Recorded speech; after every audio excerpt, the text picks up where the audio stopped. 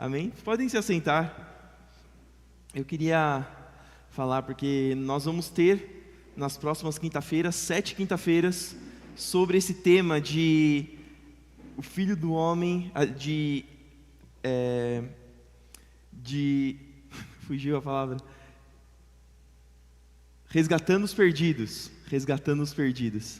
E eu queria só dar uma abertura para fazer essa conexão, porque apesar da gente estar mudando o tema, ele não sai totalmente do tema que nós falamos na outra mensagem. Outra mensagem nós falamos do avivamento da igreja, nós tratamos sobre avivar. E quando nós vimos na campanha anterior várias coisas, e uma delas que o avivamento, ele é algo que faz crescer novamente. Algo que não estava tão saudável fica forte novamente. E às vezes até quando algo cresce novamente, ele até às vezes precisa se adequar. Quando você poda uma planta, ela nem sempre, aliás, ela nunca vai crescer da mesma forma que ela estava antes, certo? Ela sempre faz alguma movimentaçãozinha para crescer mais forte. E isso é uma característica do avivamento. Às vezes, algumas coisas precisam ser podadas para que elas possam crescer de uma outra forma, de uma forma que talvez vai ser melhor para aquela planta. E da mesma forma conosco na igreja. Mas mais do que isso, nós vimos que o avivamento não é simplesmente algo que é somente externo pelo número de pessoas que está no lugar, ou pelo número de pessoas que fala em línguas, ou pelo número de dons, pelo número de curas que acontece no lugar. Antes de qualquer coisa, o avivamento é aquilo que acontece dentro dos nossos corações. Então, porque primeiro que a salvação ela é individual. Segundo, que Deus trata individualmente com cada um, mesmo que seja num contexto de comunidade, Deus trata individualmente com cada um. E terceiro, por mais rica que uma igreja seja, por mais numerosa que uma igreja seja, por mais recursos financeiros que uma igreja tenha, por mais pregadores famosos que uma igreja possa ter, nada disso é capaz de salvar uma pessoa. A única coisa que é capaz de salvar uma pessoa é aquilo que acontece no coração dela. É ela se render aos pés de Jesus e aceitar o sacrifício que Ele fez na cruz para que nós pudéssemos ser salvos, para que o preço pudesse ser pago, o preço que nós não temos capacidade de pagar pudesse ser pago. Mas ao mesmo tempo, a gente tem estudado nas quinta-feiras de que o projeto de Deus, ele envolve as pessoas. Apesar da salvação ser individual, o projeto de Deus envolve as pessoas. O reino de Deus é para as pessoas, ele é por pessoas e ele é através de pessoas. Se a gente vê lá em Lucas 19:10, tem aquele versículo famoso que o Filho do Homem veio buscar e salvar o que se havia perdido. Lá em Hebreus 10:25, ele diz que e não nos deixemos de nos reunir como fazem alguns, mas encorajemo-nos mutuamente, sobretudo agora que o dia está próximo. E em Marcos 16:15, vão ao mundo inteiro e anunciem as boas novas a todos. Nós vemos que em todo momento o plano de Deus está relacionado à comunidade. Não deixem de se reunir. O Filho do Homem veio para buscar e salvar o que estava perdido, as pessoas. Vão ao mundo inteiro e anunciem boas novas, tratando aqui para que nós realmente fôssemos atrás das pessoas e não simplesmente nos trancássemos em nossos quartos e buscássemos a Deus como uma elevação pessoal egoísta.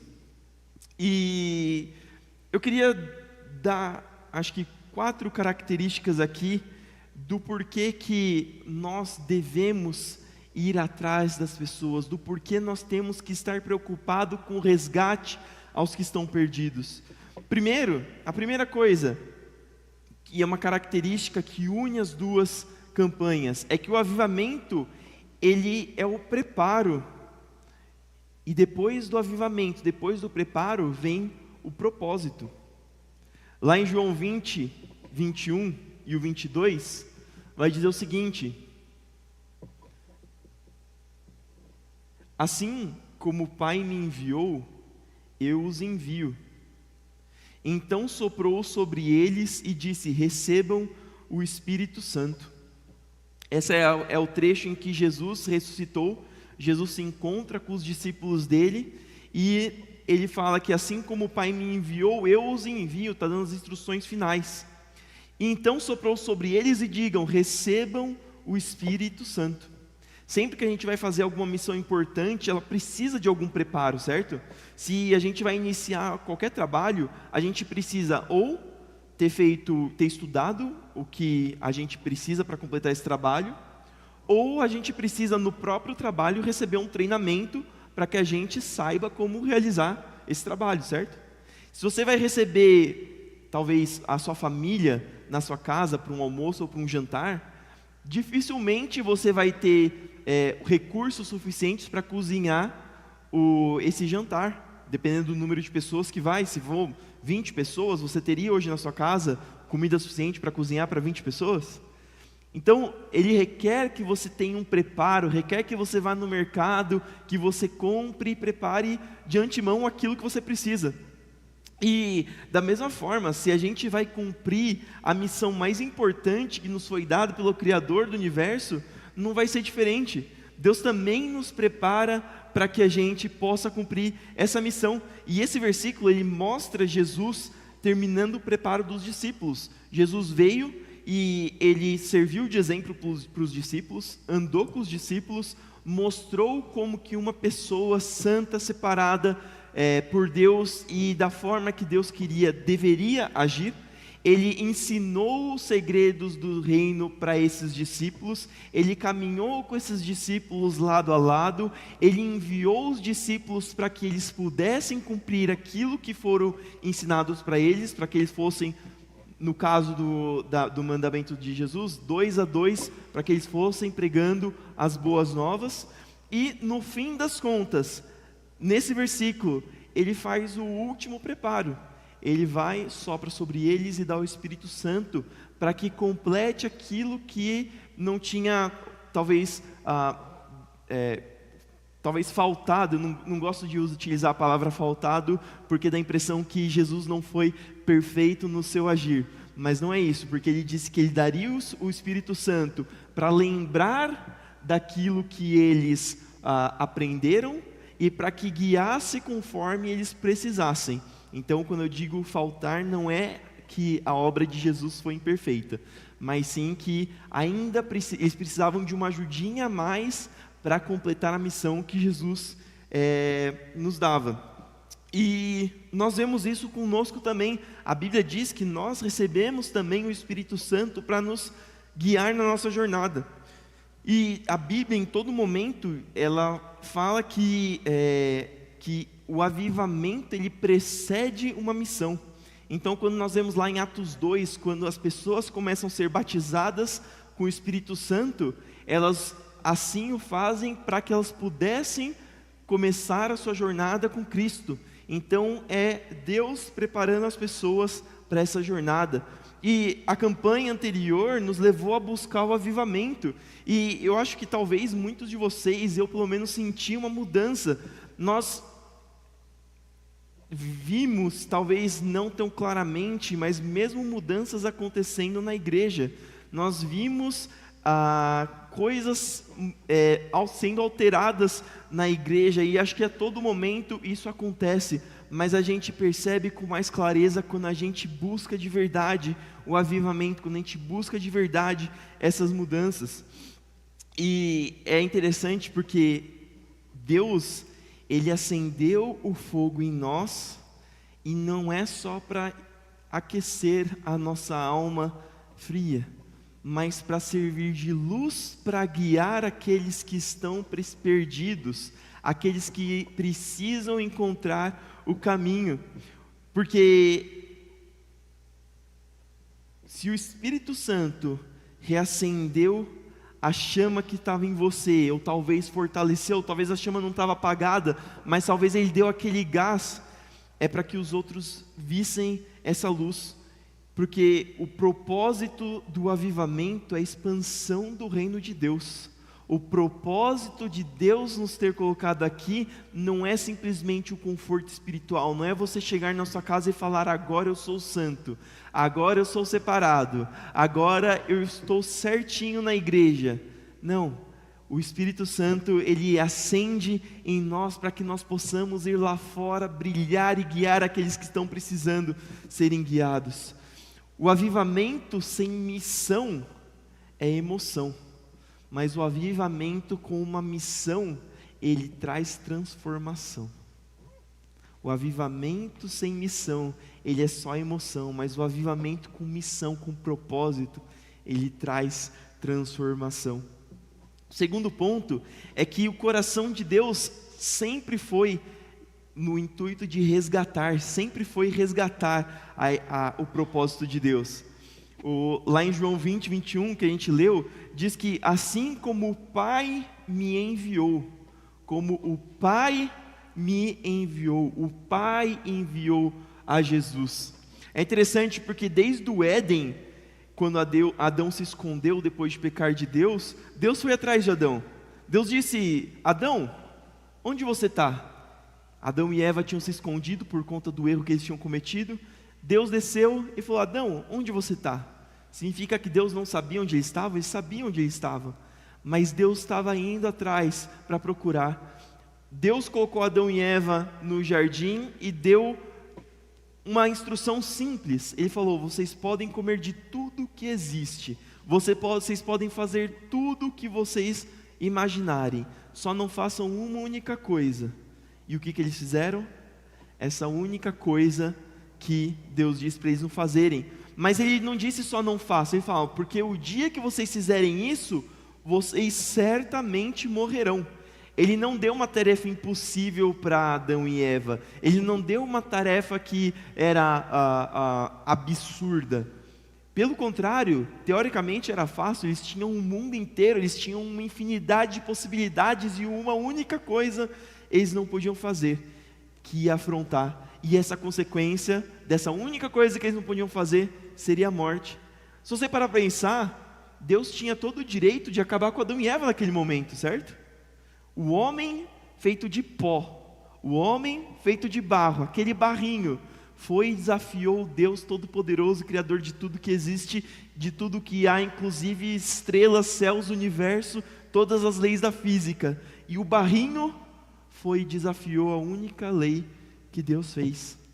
E ainda assim, Deus, apesar de ter todo o direito de acabar com ele fez o quê? Ele vai lá e faz roupas para eles se vestirem. Ele vai lá e pergunta para eles o que aconteceu. Eles dá a chance deles se explicarem. Deus executa o seu juízo porque Deus é justo, mas não naquele momento. Adão e Eva ainda viveram muitos outros dias depois daquilo. Então, esse é o mesmo espírito de bondade, de preocupação, de vontade de estar junto com a sua criação que Deus tem, e que também nos convida a buscar aqueles que estão perdidos. Da mesma forma que Deus vai atrás de nós, Deus nos convida a ir atrás dos outros que estão perdidos. E se a gente for ver a Escritura inteira, ela é uma história de Deus buscando o perdido, Deus fazendo até sacrifícios difíceis para ir atrás do perdido. Antes de existir uma igreja missionária, existia um Deus missionário. Ele foi o primeiro evangelista, ele foi o primeiro intercessor. Deus é o primeiro que se move na nossa direção. E tem pessoas que Deus colocou ao nosso redor. Eu posso dizer que, como diz a pregação que o pastor Celso pregou alguns domingos, não existe coincidência para Deus, existe providência. Se Deus te colocou onde você está, de duas uma: ou você está nesse lugar para que você possa aprender, Deus possa trabalhar em você, você possa crescer e se tornar aquilo que Deus quer que você seja para o reino dele, ou você está naquele lugar para trabalhar e operar na vida das pessoas com aquilo que Deus já te ensinou em algum outro momento, e em todo momento Deus tem colocado pessoas ao nosso redor, para que nós possamos exercer isso que Deus exerceu em primeiro lugar, que é o resgate àqueles que estão perdidos. E o que Deus começou aqui dentro da igreja, Ele quer completar fora. Ele faz o avivamento, Ele nos prepara para que nós possamos ir para fora, refletir a luz dEle. E a sua vida, ela é parte dessa missão divina. A Bíblia diz que Deus nos escolheu antes do começo do mundo, e Ele nos preparou para esse momento, e esse momento Ele diz: ide por todo mundo e pregai o Evangelho. João 15:8 diz: quando vocês produzem muitos frutos, trazem grande glória a meu Pai, e demonstram que são meus discípulos de verdade. E Mateus 5,16 diz: da mesma forma, suas boas obras devem brilhar, para que todos as vejam e louvem seu Pai que está no céu. Ele nos convida para que nós possamos produzir frutos, e esses frutos, eles serão vistos pelas outras pessoas, e as outras pessoas glorificarão a Deus por conta disso. Terceiro ponto é que a igreja precisa voltar a chorar pelos perdidos. Romanos 10:1, Paulo começa o capítulo assim: irmãos, o desejo do meu coração e a minha oração a Deus é que o povo de Israel seja salvo. Paulo está preocupado, Paulo está com o coração aflito para que o povo de Israel seja salvo. Paulo, ele já tinha tudo garantido.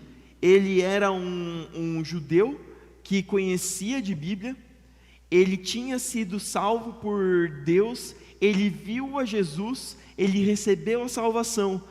Ao mesmo tempo, a preocupação dele era com aqueles que ainda estavam perdidos, com aqueles que ainda estavam por vir.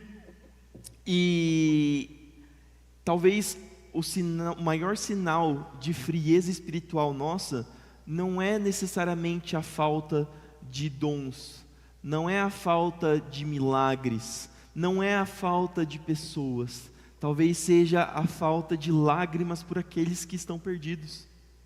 E grande parte da preocupação missionária que a igreja deve ter vem da consciência da graça. Quando a gente entende o sacrifício ou a salvação que nos foi dada, mesmo que a gente não mereça, a gente começa a desejar que os outros também recebam isso. Outro dia, o Márcio e a Neia estavam conversando aqui num café da manhã de domingo, e o Márcio estava falando que para a Neia falar, tem tal benefício do governo que algumas pessoas podem pedir em determinados casos, e você pode ver se você pode se adequar a ele, e se você se adequar, você tem o direito de pedir para receber esse benefício. E da mesma forma, quando a gente descobre que a gente tem direito de alguma coisa que vai nos beneficiar, é de graça, a gente vai atrás, certo? E por que quando nós sabemos do benefício da salvação, por que quando nós sabemos daquilo que as pessoas podem ganhar se elas se inscreverem na salvação, a gente não vai correndo para contar sobre esse benefício que as pessoas podem ter? O Hernandes Dias Lopes disse uma frase que é: a maior tragédia não é o homem morrer, é morrer sem Cristo. A maior tragédia não é a morte, a maior tragédia é a morte sem Cristo. E a pergunta que eu trago para você hoje é: quando foi a última vez que você orou por alguém que estava afastado? Quando foi a última vez que a gente convidou alguém para estar aqui na igreja, para participar aqui juntamente conosco, de ouvir a palavra da salvação? A gente tem que saber que o avivamento que a gente fez na campanha passada, ele gera intercessão e ele gera compaixão. Intercessão por aqueles que ainda não estão, por aqueles que às vezes por nossas palavras nós não alcançamos, mas Deus pode alcançar pelo seu poder. E a compaixão de mesmo aqueles que às vezes a gente tem raiva, que a gente possa orar para que Deus possa salvar.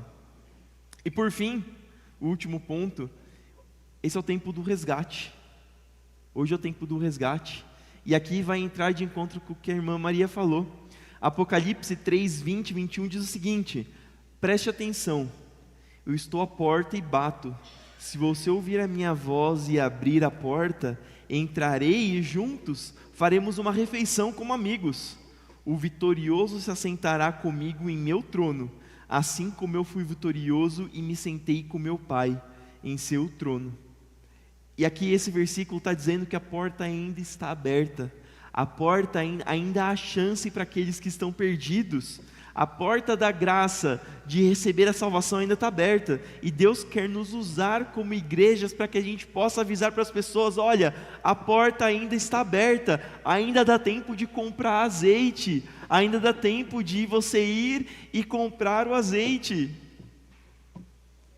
É o tempo do testemunho, é o tempo da colheita, do chamado urgente. E é o que a irmã Maria falou, às vezes a gente pensa assim, mas eu estou ouvindo que Jesus está voltando faz tempo. E eu vou confessar para vocês, eu pessoalmente, eu não gosto muito de quando as pessoas falam que Jesus está voltando, no sentido de que algumas pessoas utilizam isso como desculpa para que eles possam exercer a sua preguiça. Então a pessoa fala: não vou estudar porque Jesus está voltando, não vou consertar tal e tal coisa na minha casa porque Jesus está voltando, eu não vou dedicar tudo que eu preciso, me esforçar porque Jesus está voltando, não vai adiantar. Mas isso, Jesus está voltando, já faz tempo que é dito isso, e eu não sei se vai ser amanhã, eu não sei se vai ser no ano que vem, não sei se vai ser daqui 10 anos, não sei se vai ser daqui 100 mil anos, porque a palavra de Deus diz que o dia e a hora só o Pai sabe. Isso significa então que a gente deve perder a fé? Não, é justamente o que a irmã Maria falou. Jesus tem voltado, só que individualmente. Essa volta que nós tanto falamos é a volta conjunta da igreja, em que Ele vai buscar todos, e aqueles que forem nesse arrebatamento não verão a morte. Mas quando nós vemos a morte, é o momento em que Jesus volta para nós. E Ele tem voltado, Ele voltou agora para o pai da irmã Andréia. E o que a gente tem feito por essas pessoas que ainda não aceitaram? Eu gostei de uma frase do Spurgeon, que ele diz o seguinte: ele diz que se os pecadores forem para o inferno, que é o que a palavra nos diz, que pelo menos eles vão para o inferno passando por cima dos nossos corpos ajoelhados, com as mãos estendidas, clamando para que eles não vão por esse caminho. Será que nós estamos desesperados a ponto de estarmos clamando para que eles não se percam? Será que nós em algum momento falamos: por favor, não vá por esse caminho, existe um caminho que traz salvação, que traz vida, um caminho que traz vida eterna? E a cada quinta é a nossa campanha, nosso culto de campanha, mas a cada domingo também são oportunidades de salvação, oportunidades em que as pessoas poderão ouvir da palavra de Deus e poderão entregar o seu coração, se render a Cristo. Então é importante que a gente convide, que a gente interceda, que a gente ore por aquelas pessoas que estão por vir no culto, para que elas possam receber as palavras de Deus no coração, e para que essas palavras venham encontrar terra fértil, porque como a parábola do semeador diz, não adianta a semente ser plantada em um solo que é duro, um solo que é espinhoso, um solo que é seco. Nós temos que orar para que Deus abençoe, para que essas palavras caiam no coração com terra fértil. E o avivamento da igreja, que nós oramos bastante nas últimas semanas, agora vai se transformar em um movimento de salvação. E eu creio que Deus é poderoso e que Deus tem muito para tratar nessa igreja. Eu queria convidar você para ficar de pé, para que a gente possa orar por isso, para que a gente possa começar essa campanha. Eu queria que você também pensasse agora com você, quais são os seus propósitos visando a busca do perdido? Quem são aqueles que vêm na sua mente, que precisam ter o coração de pedra quebrado e receber um coração de carne? Quem são aqueles que precisam compreender a palavra de Deus, que por muitos dias, por muitos meses e muitos anos tiveram a oportunidade de ouvir a palavra de Deus, mas parece que ela encontra uma porta fechada, parece que ela bate aqui e sai. Não estou nem dizendo que ela atravessa de um lado para o outro, ela bate e cai. Eu queria que você pensasse nessas pessoas que precisem disso. Eu queria que você pensasse em talvez grupos de pessoas que talvez precisem ser alcançados. E ao mesmo tempo, eu queria que a gente pensasse o que falta em nós para que nós possamos ter essa preocupação com as almas. O que nós precisamos ter para que nós possamos anunciar com ousadia a palavra de Deus para aqueles que estão perdidos, para que a gente avise com ousadia que essas pessoas precisam ser salvas. Será que é coragem? Será que é tirar a vergonha? Será que é mais conhecimento? Será que eu preciso buscar mais e ter mais disciplina para estudar e aprender a palavra de Deus? Será que eu preciso de sabedoria para conseguir conversar com as pessoas? Será que é paciência para quando eu estiver conversando com as pessoas e elas falarem alguma coisa que talvez ire meu coração, para que eu possa me controlar e exercer o amor que só vem através de Jesus para as nossas vidas? Eu queria que você pensasse para que nessa noite nós fizéssemos essa oração. Ao mesmo tempo eu vou apresentar também os enfermos, os doentes, que você lembrar de alguém que precisa de uma oração, que está no leito, para que a gente possa também orar por essas pessoas. Senhor, obrigado, Pai, por mais essa noite. Obrigado, Pai, por essa palavra. Obrigado porque o Senhor tem revelado a nós a Tua vontade, o Teu querer, e nós sabemos que o Senhor é um Deus que busca os perdidos. O Senhor é o bom pastor que deixa as 99 para ir atrás daquela que estava perdida. Senhor, o Senhor conhece os nossos corações, o Senhor conhece as pessoas que estão ao nosso redor. Eu creio que o Senhor providencialmente nos colocou onde estamos, para que nós pudéssemos fazer a sua obra, assim como o Senhor colocou José naquela prisão, para que pudesse cumprir a salvação no povo israelita. Da mesma forma, eu creio que o Senhor nos colocou onde quer que nós estemos, para que nós possamos cumprir o seu propósito. Senhor, essas pessoas estão aqui se colocando, Senhor, diante de Ti, dispostas a serem utilizadas como ferramentas, mas nós somos falhos, Senhor. Eu te peço primeiro para que o Senhor nos capacite, para que o Senhor tire a vergonha, Senhor, para que o Senhor dê sabedoria, para que o Senhor nos dê inteligência, para que o Senhor abençoe, para que as palavras da Tua palavra, das Escrituras Sagradas, venham, Senhor, brilhar em nossas mentes, e para que aquilo que estava oculto venha se revelar, e Senhor, para que o Espírito Santo esteja nas nossas línguas, quando nós falarmos com as pessoas, para que a Sua sabedoria esteja em nossas mentes, para quando nós formos anunciar o Evangelho, e para que, Senhor, o poder do Teu Espírito Santo esteja conosco, porque não é por convencimento, não é por sabedoria, mas é pelo Seu poder, pelo poder do Espírito Santo, que as pessoas são convencidas e vêm a Ti. O Senhor sabe, Senhor, do desejo do nosso coração, de ter, Senhor, a Tua casa cheia com pessoas que Te louvam, que Te adorem, e que estejam dispostas a espalhar o Seu reino. Senhor, para que o Senhor ajunte as multidões, Senhor, da mesma forma que o Seu povo lá no Egito saiu, Senhor, entrou com 12 pessoas, mas saíram mais de 2 milhões de pessoas. Assim o Senhor também multiplique, mas multiplique, Senhor, de forma saudável, para que a Sua casa não esteja cheia de pessoas, Senhor, com o coração mau, Senhor, com más intenções, mas para que a Sua casa esteja cheia com pessoas que estão, Senhor, dispostas a Te servir, dispostas a ouvir a Tua palavra, dispostas a lutarem contra si mesmas para se melhorarem, para, Senhor, matarem a sua carne, e para que o Espírito do Senhor cresça na vida dessas pessoas, Senhor, para que nós possamos ser uma igreja saudável, para que nós possamos ser uma igreja bíblica, para que nós possamos ser uma igreja que adora verdadeiramente o Senhor, para que nós possamos ser uma igreja cujas nossas ações não envergonhem o seu nome, mas pelo contrário, traga honra, traga glória, para que a nossa vida seja para te honrar e para te glorificar, Senhor.